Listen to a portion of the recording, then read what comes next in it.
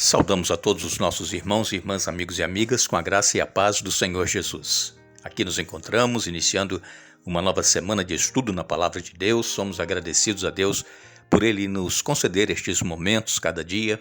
Somos agradecidos a todos vocês que estudam conosco, aonde quer que você esteja, que a graça do Senhor Jesus o alcance e que dê vitórias nas lutas e problemas que porventura haja em sua vida.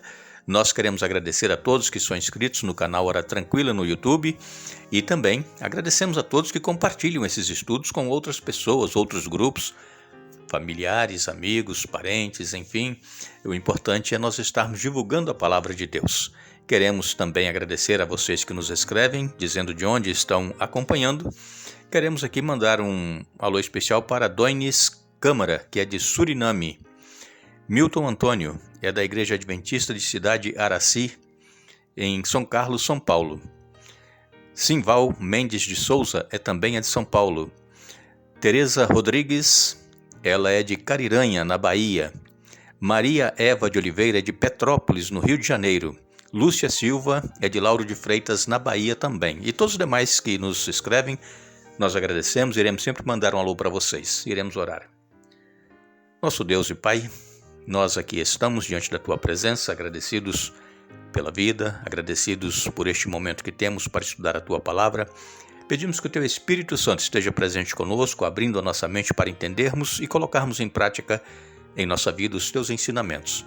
Abençoa, Pai, todos aqueles que estudam conosco a Bíblia, todos aqueles que estão enfrentando problemas de qualquer natureza que seja, que se mantenham confiantes em Ti, que busquem em Ti a solução dos problemas e que Tu concedas, Pai, conforme a Tua vontade. Pedimos essas bênçãos agradecidos em nome de Jesus. Amém. Nós estamos na nossa série Gênesis, o princípio da criação. Já fizemos 2 estudos desta série e vamos agora, essa semana, fazer o nosso terceiro estudo. No primeiro estudo falamos sobre a criação, né? Tudo era perfeito, tudo era bom, era muito bom, e Deus então coroou a criação com o sábado, deixando para o descanso do ser humano, porque todos nós necessitamos descansar, não só do nosso corpo físico, mas também termos um encontro de comunhão com Deus num dia especial. Logo depois de Deus haver criado tudo muito bom, ter criado o homem e a mulher, aconteceu a queda do ser humano. Eles pecaram, foram expulsos do paraíso e sabemos que até o momento em que eles comeram daquele fruto que Deus havia dito que eles não comessem, era a única árvore que eles não deveriam comer do fruto, era aquela árvore da ciência do bem e do mal. O restante das árvores, todas as árvores frutíferas, os frutos poderiam ser comidos, inclusive o fruto da árvore da vida. Eles comiam. Só que após o pecado, eles não tiveram mais acesso à árvore da vida. Por quê? Porque se eles comessem do fruto depois de ter pecado, eles permaneceriam vivos eternamente e sendo pecadores. Por isso Deus colocou o anjo com espada inflamante, vigiando a entrada do jardim e não permitindo o acesso deles à árvore da vida. E Deus disse, para Adão e Eva que eles agora iriam ter muito trabalho, trabalhar, suar, e do suor do rosto iriam produzir aquilo que eles iriam comer. Antes no jardim era tudo ali, Deus colocou para eles, não precisavam de plantar nem colher nada, era só tirar e comer. E eles tinham que cuidar, lavrar a terra, como nós estudamos já nos 2 primeiros estudos. Foi a tarefa que Deus deu para o ser humano, cuidar, lavrar. E Adão e Eva então começaram a sentir os efeitos do pecado. Quando eles estavam fora do jardim, espinhos, ervas daninhas, e começaram a enfrentar problemas também com os animais que se tornaram violentos, agressivos.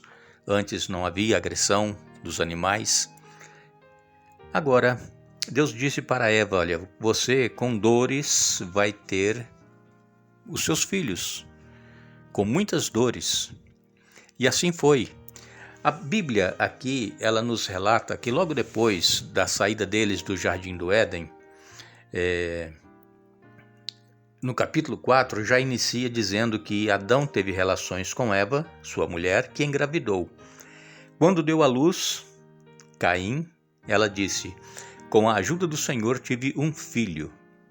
Vejam que Eva pensou que este nascimento deste filho era o cumprimento da promessa de Gênesis 3,15, que Deus disse para Adão e Eva que a mulher, daria luz ao descendente e este iria ferir a cabeça da serpente e a serpente iria ferir o calcanhar do descendente da mulher.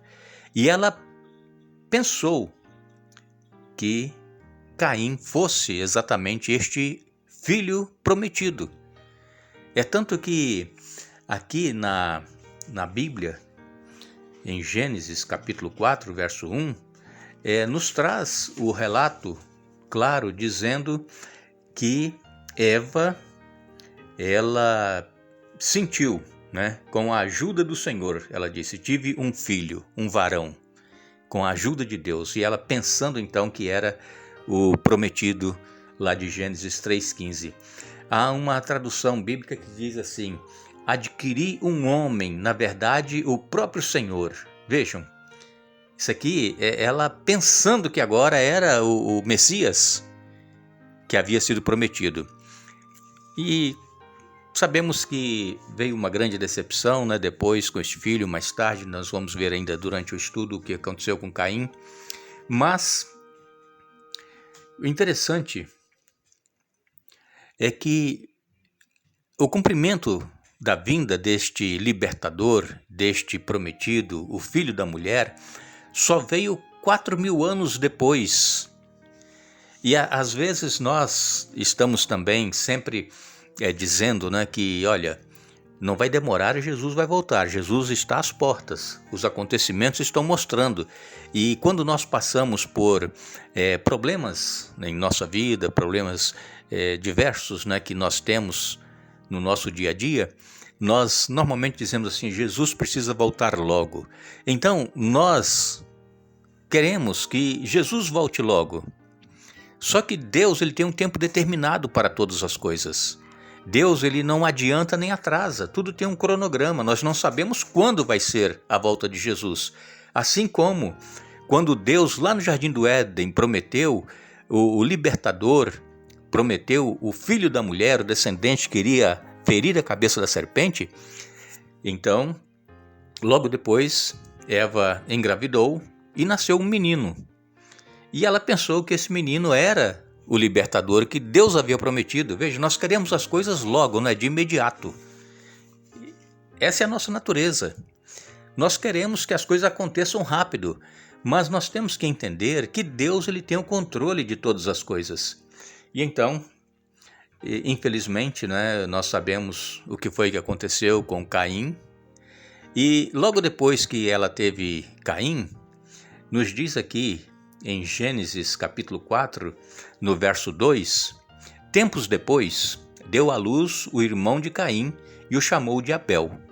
Vejam que parece que dá a entender, pelo que está escrito na palavra de Deus, que Eva, ela não deu muita importância para o nascimento desse segundo filho. Por quê? Porque ela pensava que o primeiro filho, Caim, era o libertador, era o Messias, era o prometido. E então ela até disse, na versão que eu li para vocês, adquirir um homem, na verdade, o próprio Senhor. Foi quando ela teve Caim. E este nome Caim, ele significa exatamente adquirir. E ela disse aqui, adquirir um homem, na verdade, o próprio Senhor. E aí depois de algum tempo, ela engravidou novamente, teve Abel.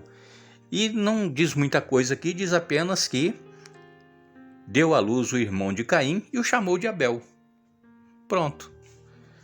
Ela estava depositando toda a sua confiança no primogênito, em Caim, que seria exatamente aquele que Deus havia prometido. Muitas das vezes, nós também queremos que as coisas elas sejam conforme aquilo que nós pensamos, que nós desejamos. Nós não estamos, às vezes, muito preocupados em que Deus faça a vontade dele em nossa vida, que as coisas sejam de acordo com a vontade de Deus. Nós não nos preocupamos muito com isso. Nós queremos que as coisas sejam de acordo com aquilo que nós queremos, que nós achamos. E então nós temos que ter muito cuidado, por quê? Porque a palavra de Deus mesmo ela nos diz que enganoso é o coração do homem, né? O nosso coração ele nos engana. Às vezes nós pensamos que é uma coisa boa, mas que na realidade não é o melhor para nós. E Deus ele sabe o que é o melhor. E então, aqui em Gênesis 4, Caim ele ocupa a maior parte do relato de Gênesis capítulo 4. E podemos ver aqui que os pais, Adão e Eva, quase adoravam Caim. Por quê? Porque era aquele filho que eles estavam colocando todas as esperanças de que ele seria o libertador que Deus havia prometido. E enquanto Eva ela comentou animadamente sobre o nascimento de Caim, ela quase não disse nada no nascimento de Abel, pelo menos no que está registrado aqui na Bíblia, não é? No nascimento de Caim, ela disse: adquiri um homem, na verdade, o próprio Senhor. E agora para Abel, diz apenas que era o irmão de Caim e o chamou de Abel. Bom, a palavra de Deus, ela é inspirada. Quem escreveu este livro de Gênesis foi Moisés. Como nós já dissemos aqui, logo no primeiro estudo, Moisés, ele viveu cerca de 2.500 anos depois da criação do mundo. Foi quando o povo estava escravo lá no Egito, nasceu Moisés. E Moisés então foi usado por Deus para ser o libertador do povo de Israel lá da escravidão do Egito.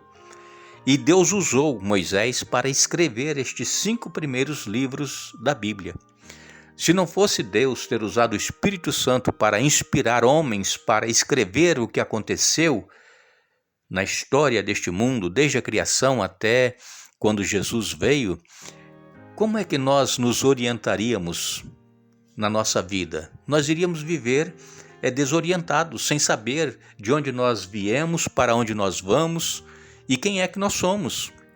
Mas Deus, na sua onisciência, ele então usou homens, pessoas, inspiradas pelo Espírito Santo para escrever desde a criação.